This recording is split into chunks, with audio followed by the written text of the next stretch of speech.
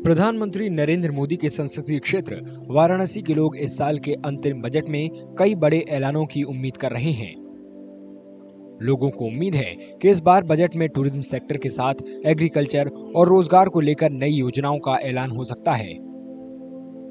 गंगा नदी के किनारे घाटों पर दुकान चलाने वाले लोगों और पुजारियों का कहना है कि उनके पूजा पाठ से जुड़ी सामग्री पर टैक्स कम होना चाहिए, जिससे वाराणसी में धार्मिक पर्यटन को बढ़ावा देने में मदद मिलेगी।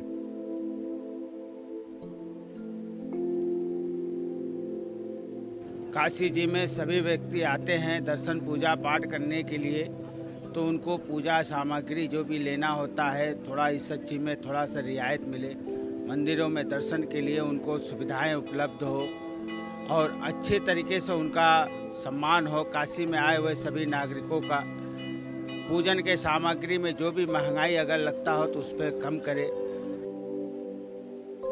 लोगों का कहना है कि सरकार को बेरोजगारी से निपटने के साथ महंगाई, सेहत और शिक्षा से जुड़े मुद्दों पर खास ध्यान देना चाहिए।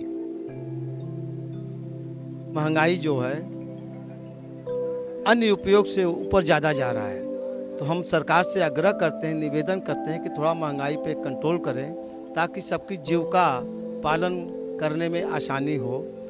और रह गया जो टैक्स की बात हो रही है, तो टैक्स देखते हुए टैक्स को मतलब कि लगाए ताकि आदमी यहाँ का जनता जो है टैक्स पेड करने में आसानी करे। रसोई के दाम, खाद्य पदार्थों पे भी काफ़ी महंगी हो चुकी है पहले से, और इंसान की कमाई पहले की अपेक्षा उतनी नहीं है। अब एक एक घर में अगर जैसे हम लोग चाह रहे हैं कि हम लोग की बजट बचे, हम लोग अपने सभी चीज़ों को नहीं नियंत्रित कर पा रहे हैं। अगर हम खाने पे ध्यान दे रहे हैं, अपने खाने पे, पढ़ाई पे बच्चों के या अपने स्वास्थ्य पे, तो तीनों चीज़ों को मैनेज करना जरूरी है। हम लोग को नहीं हो पा रहा, मुश्किल हो रहा है, तो खासकर सरकार को इस पर ध्यान देना चाहिए। हम लोग तो ये उम्मीद लगाते हैं कि गवर्नमेंट इसमें युवाओं के लिए, रोज़गार के लिए कोई नया लाए, और ख़ास करके देखिए एजुकेशन और मेडिकल के लिए, एजुकेशन को सस्ती करे और मेडिकल सस्ती करे।